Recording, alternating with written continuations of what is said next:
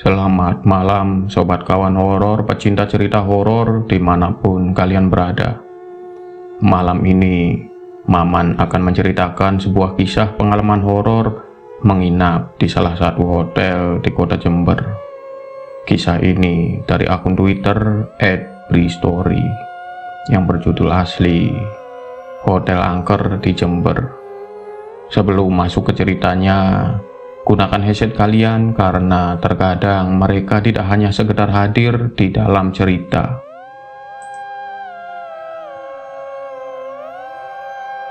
Sekitaran Maret atau April 2007, aku road trip ke Bali bareng Rai, Dedi, dan Ali. Rencana yang memang sudah kami rencang jauh-jauh hari sebelumnya. Sengaja untuk nggak milih tanggal musim liburan, supaya nggak terlalu ramai wisatawan dan hotelnya juga nggak terlalu mahal. Kami berempat memang hobi jalan darat, menyusuri jalan dan tempat yang belum pernah dikunjungi. Sama juga dengan perjalanan ini, kami sengaja nggak melalui jalan yang biasa orang-orang lalui. Cari jalan pedesaan di selatan Jawa. Singkatnya, perjalanan pun dimulai. Dari awal kami merencanakan untuk mampir di Jogja untuk menginap satu malam di kota gudeg itu. Dulu, aku sudah pernah cerita tentang pengalaman kami waktu bermalam di satu hotel di Jogja. Hotel yang cukup menyeramkan.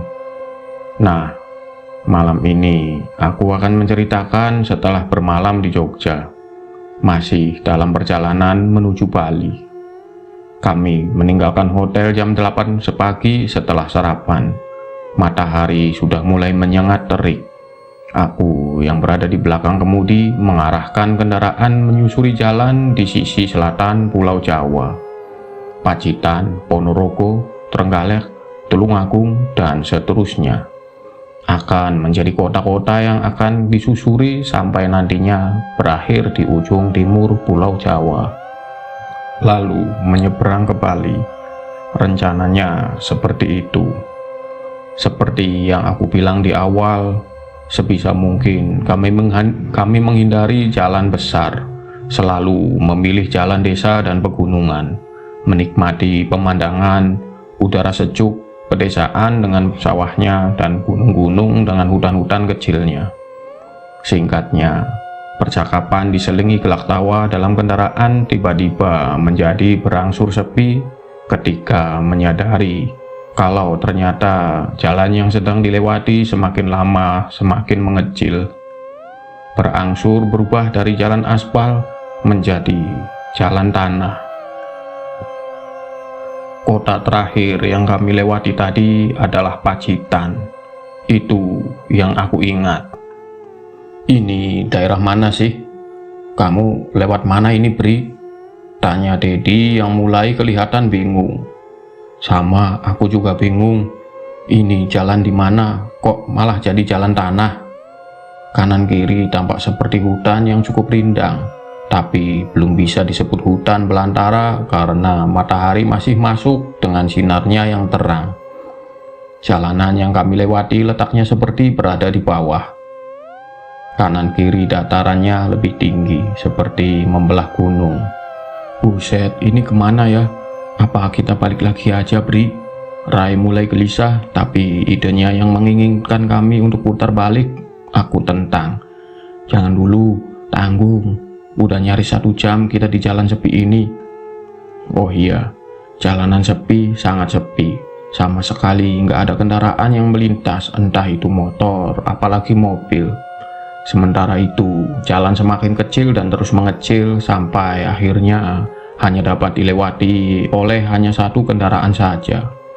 Udahlah, muter aja, Bri. Serem nih tempatnya. Ali akhirnya buka suara.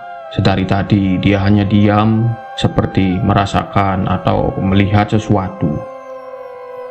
Benar, suasananya sudah mulai aneh. Kami seperti melewati satu tempat entah berantah. Sepertinya nggak mungkin di Pulau Jawa masih ada daerah yang masih nggak berpenghuni. Sepi, hening, bahkan jendela mobil kami buka sebagian. Hanya suara mesin mobil yang terdengar. Akhirnya, dari kejauhan, terlihat ada seorang laki-laki mengendarai sepeda ontel, berjalan bergerak mendekat. Kami bisa bertanya ke orang itu tentang arah jalan. "Pak, jalan tanah seperti ini masih jauh nggak ya?" tanyaku ke bapak itu ketika kami berpapasan. "Sebentar lagi mas, ada pasar sekitar 15 menit lagi. Ikuti jalan ini saja," jawab bapak itu dengan logat Jawa kentalnya. Setelahnya kami lanjut, sedangkan bapak bersepeda itu berjalan ke arah belakang, lalu menghilang di persimpangan. Kami ikuti sarannya. Benar saja, beberapa saat kemudian terlihat ada keramaian. Cukup lega, karena akhirnya ada tanda-tanda kehidupan. Ketika sudah semakin dekat tempat yang cukup ramai itu, semakin terlihat jelas tempat itu berbentuk apa. Mobil sengaja aku jalankan dengan sangat pelan. Ternyata pasar. Jalan yang membelah di tengahnya ternyata juga masih jalan tanah, belum jalan aspal seperti apa yang dibilang bapak sepeda ontel tadi. Kanan kiri jalan ada bangunan dengan fungsinya masing-masing. Sebagian besar adalah toko yang menjual macam-macam barang. Di emperan ada beberapa penjual juga yang menjajakan dagangannya di atas teras toko. Tapi ada yang aneh, membuat kami berempat terkesima. Setelah diperhatikan dengan seksama, ternyata semua bangunan di pasar itu berbentuk bangunan tempo dulu, seperti bangunan di kisaran tahun awal 1900-an. Sebelum Indonesia merdeka. Orang-orang yang berpakaian seperti orang zaman dulu, yang wanita banyak yang berkebaya. Kendaraan yang melintas hanya kami. Selain itu, cuma sepeda dan kereta kuda. Sepeda motor pun tidak terlihat. Sebelah kanan, di balik deretan toko-toko yang bercat putih, ada sungai mengalir. Sungai cukup besar yang airnya bersih. Di atas sungai terlihat beberapa perahu hilir mudik dengan tujuannya masing-masing. Entahlah, itu pemandangan yang cukup unik buat kami. "Ini kota apa ya? Kok aneh?" pertanyaan Ali memecah kesunyian. "Kita masih nyasar, kota ini nggak ada di peta," jawab Rai sambil memandang keluar. "Gimana kalau berhenti dulu? Udah jam makan siang nih," aku memberi saran karena perut sudah keroncongan. Semuanya setuju. Aku lalu menghentikan kendaraan tepat di depan warung nasi pecel yang ada di sebelah kiri jalan. Kami semua turun. Siang itu udara cukup panas. Matahari hampir tepat di atas kepala, sinarnya menyengat membakar kulit. Nasi pecelnya 4 ya," Rai berbicara ke ibu penjual yang duduk di balik meja hidangan. Si ibu menjawab menggunakan bahasa Jawa yang sangat halus. Kami hanya berpandangan tanpa tahu harus menjawab apa. Sama sekali nggak mengerti apa yang beliau bicarakan. Selama mempersiapkan pesanan, dia terus berbicara, disertai dengan senyum dan tawa kecil. Kami hanya tersenyum-senyum saja mendengarnya, ya karena nggak tahu mau bicara apa. Hingga tiba saatnya ketika makanan tersaji di meja, dengan lahap kami langsung menyantapnya. Nasi pecel yang cukup enak sekali malah. Ketika sedang menyantap makanan, ibu penjual pecel tampak mencoba berbicara kepada kami. Dan tentu saja tetap nggak ngerti apa yang beliau katakan. Kami hanya tersenyum sambil menjawab iya sekali-kali. Beliau berbicara sambil menunjuk-nunjuk ke belakang warung, kemudian berjalan keluar melalui pintu belakang. Karena itulah akhirnya kami menebak, mungkin ibu itu bermaksud berpamitan untuk meninggalkan warungnya sebentar. Setelah selesai makan, kami tetap berbincang di dalam warung yang kecil yang gak ada pengunjung lain selain kami. Sekitar 15 menit menunggu ibu itu kembali, cukup lama dan mulai gelisah, karena sudah harus melanjutkan perjalanan lagi. Di sela-sela perbincangan, belakangan baru tersadar kalau ada yang aneh dengan kota ini. Suasananya menjadi sepi. Di luar sepi, nggak ada orang. Ali memecah kesunyian sambil melayangkan pandangan keluar. Perasaanku mulai gak enak, karena sama sekali gak ada orang, seperti kota mati. Yuk cabut aja, hawanya mulai gak enak. Aku berdiri dan meletakkan selembar uang 50.000 di atas meja. Kami buru-buru masuk mobil dan pergi dari tempat itu.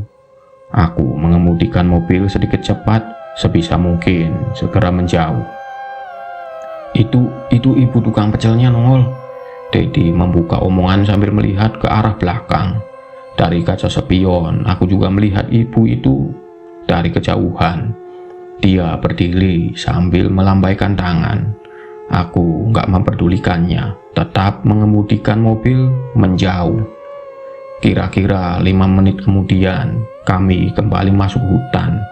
Hutan yang bentuknya sama dengan yang kami lalui sebelum memasuki kota aneh itu. Suasana kembali hening dan sedikit gelap, karena pepohonan kembali rindang. Aku lihat dari kaca spion, Ali sudah mulai terlihat komat kamit membaca doa. Gelagat Ali yang nggak aku suka. Kalau sudah seperti itu, berarti dia merasakan atau malah melihat sesuatu. Beberapa saat lamanya kami diam dalam lamunan masing-masing. Syukurlah, sekitar 15 menit kemudian, kami menemukan jalan beraspal. Sudah terlihat rumah penduduk juga. Akhirnya keluar dari hutan itu. Entahlah, aku sampai sekarang nggak tahu itu kota nyata atau tidak. Kota yang sangat terlihat kota yang nggak terlihat di dalam peta. Tapi yang aku ingat, nggak lama setelahnya kami memasuki satu kota kecil, Tagalombo namanya.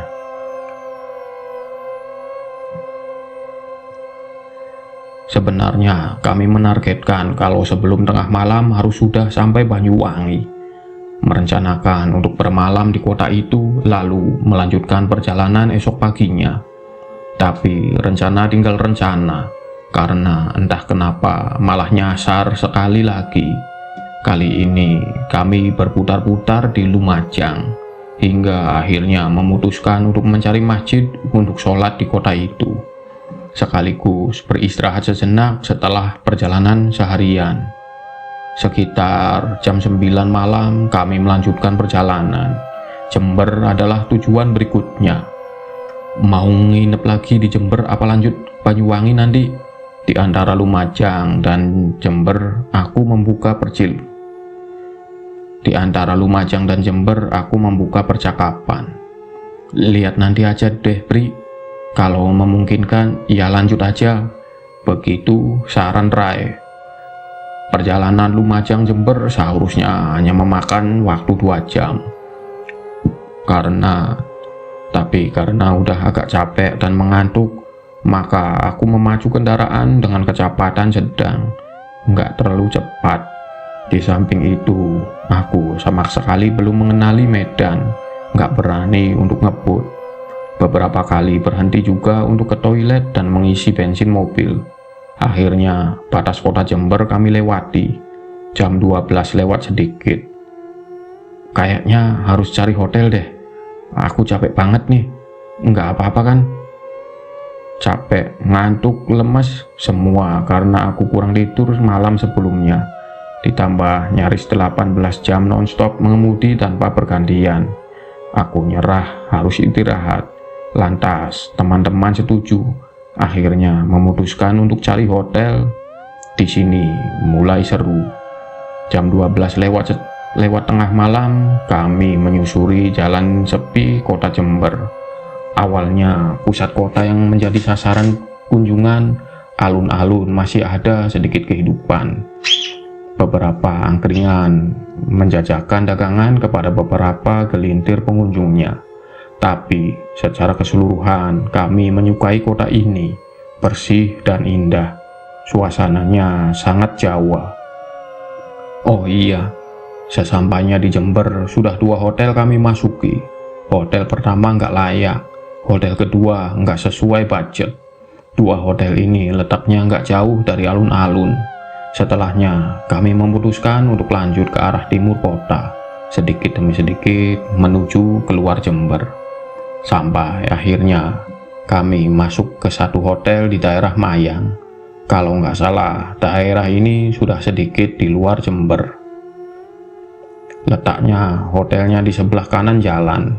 Hanya papan kayu berwarna putih ukuran 1 x 2 meter yang menjadi patokannya. Pagar depan hotel hanya berbentuk tanaman yang dibuat sedemikian rupa menjadi pagar memanjang, menutupi halamannya yang luas. Beberapa pohon besar berdiri kokoh di halaman, pohon yang kelihatan sangat gelap karena sama sekali nggak ada penerangan. Beberapa belas meter kemudian, ada lahan luas yang sepertinya diperuntukkan sebagai tempat parkir. Hanya beberapa kendaraan yang terlihat. Sepi. Aku dan Rai turun dari mobil, sementara Dedi dan Ali tetap di dalam mobil. Lalu kami berdua berjalan menuju lobi hotel yang letaknya berada di dalam bangunan utama, nggak jauh dari tempat parkir. Sepi amat ini hotel. Rai membuka pembicaraan ketika kami sudah berada di depan meja lobi yang kosong melompong. Ruangan tempat di mana lobi berada pun sangat sepi. Sama sekali nggak ada orang. Ruangan besar yang berisi meja kursi mengarah ke lemari TV yang dalam keadaan mati. Aku memencet bel, memanggil petugasnya, namun nggak ada jawaban. Ketika bel dibunyikan untuk kedua kali, barulah ada orang yang keluar dari ruangan di belakang lobi. Seorang pemuda berumur belasan tahun, dengan tampang menahan kantuk. "Masih ada kamar kosong?" tanyaku. "Masih ada, Mas," jawab si penjaga. "Boleh lihat dulu?" "Boleh, mari Mas, silahkan." Lalu kami berjalan ke arah belakang bangunan. Hotel ini nggak seperti hotel pada umumnya. Bentuknya seperti rumah besar kuno dengan banyak kamar di dalamnya. Jalan menuju kamar yang akan dilihat cukup jauh, melalui beberapa belokan. Beberapa bagian melewati gang sempit yang hanya cukup dilalui satu orang saja. Kebayangkan. Hingga akhirnya beberapa menit kemudian, Mas penjaga bilang, "Itu kamarnya di ujung," sambil menunjuk ruang gelap di pojok bangunan. "Memang kamar penuh semua, Mas, sampai harus di kamar paling ujung?" tanya Rai. Si Mas penjaga bilang, "Hotel nggak penuh, hanya saja yang siap pakai hanya kamar di belakang itu." Baiklah, kami menurut saja. Posisi berjalan kami berbaris. Mas penjaga paling depan, aku di belakangnya, Rai paling belakang. Nah, ketika sedang berjalan dan lewat depan salah satu kamar yang letaknya di sebelah kanan, aku melihat sesuatu. Kamar ini tirai jendelanya terbuka. Jendela dengan kaca nako transparan tertutup karena tirainya setengah terbuka. Aku jadi bisa melihat isi kamar.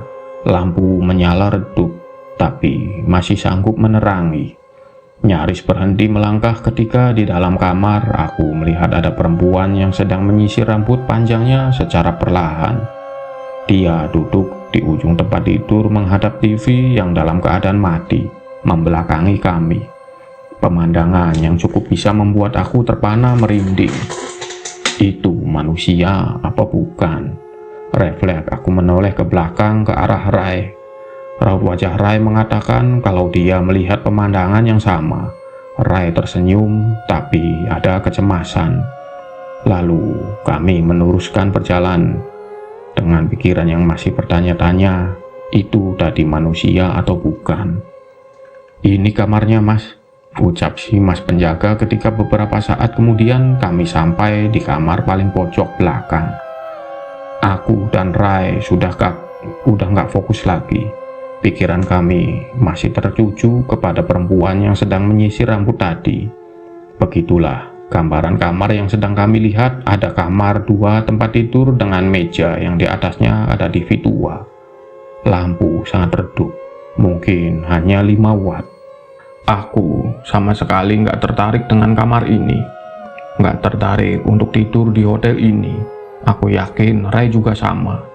Setelah sedikit berbasa-basi, kami meminta untuk kembali ke lobi depan. Kemudian kami berjalan melewati jalur yang sama, menuju lobi. Tentu saja akan melewati kamar yang berisi perempuan tadi. Kali ini, kamar itu menjadi di sebelah kiri.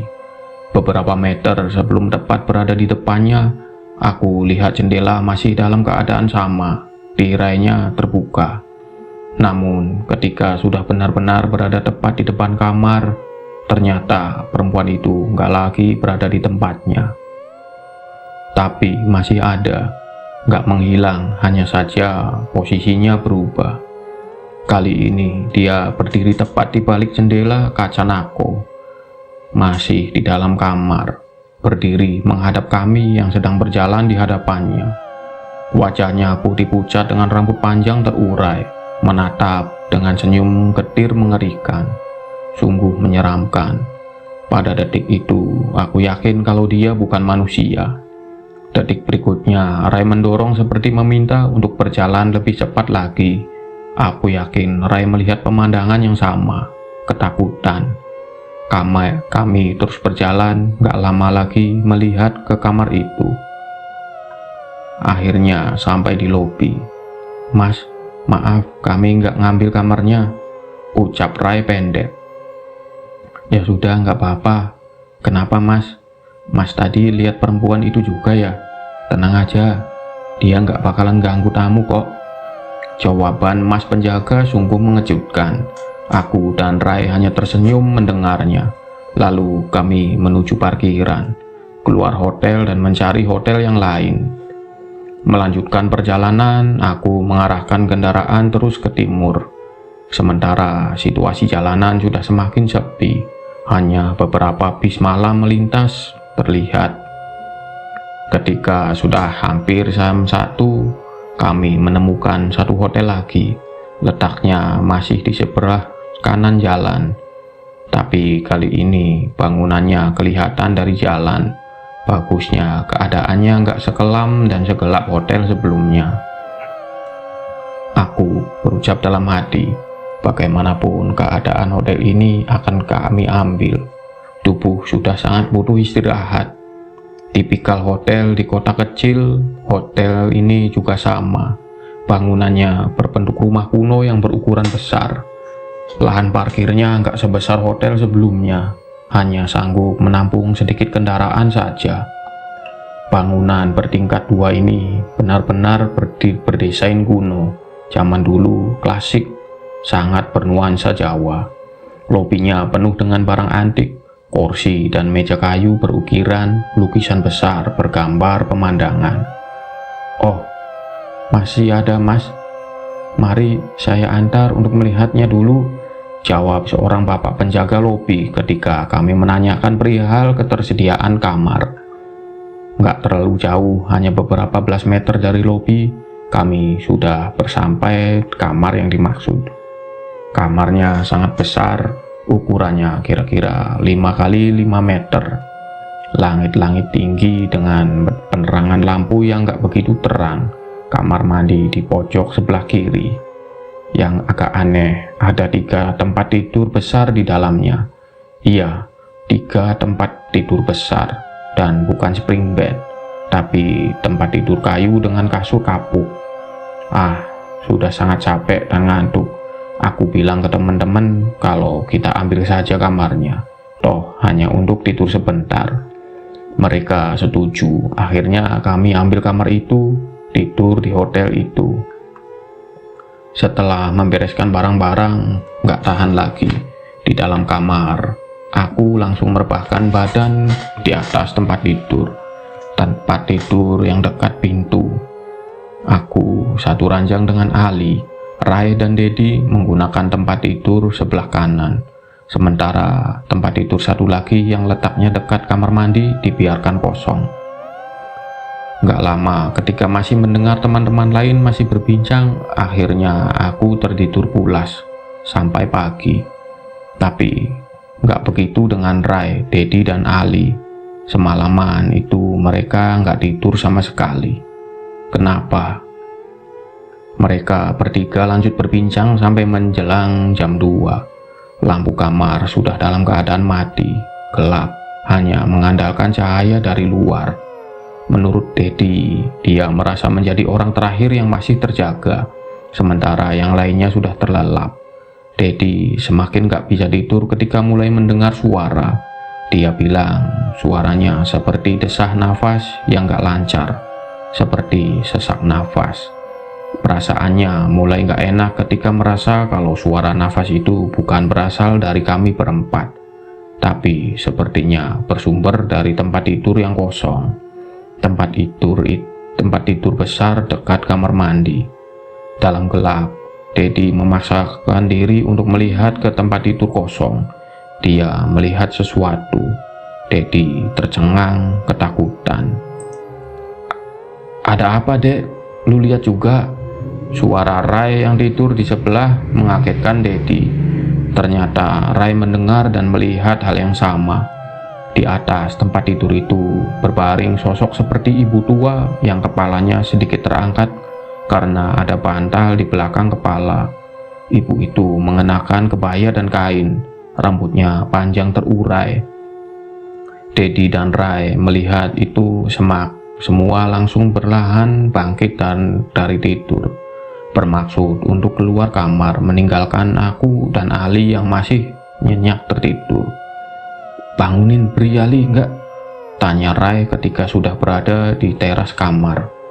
"Enggak usah lah, mereka kan nyenyak tidur," jawab Dedi pendek. Kemudian mereka terus duduk di teras itu sambil berbincang, membahas kejadian yang baru saja terjadi. Ketika nyaris jam 3, tiba-tiba Ali muncul dari dalam kamar. "Ada nenek-nenek di tempat tidur kosong, terus bangun dan berjalan masuk kamar mandi," Ali bilang begitu dengan mimik wajah ketakutan. Itulah alasannya kenapa mereka nggak tidur sampai pagi. Jam 6 pagi, aku dibangunkan oleh suara berisik teman-teman di luar. Kamar dalam keadaan kosong, hanya ada aku sendirian. Lalu aku gabung berbincang di teras kamar. Tentu saja mereka menceritakan tentang kejadian yang terjadi di dalam kamar tadi malam. Untung aku kelelahan dan tertidur nyenyak, jadi nggak perlu melihat sosok yang terbaring di tempat tidur kosong. Singkat cerita, setelah sarapan kami lanjut jalan ke Banyuwangi, lalu menyeberang ke Bali.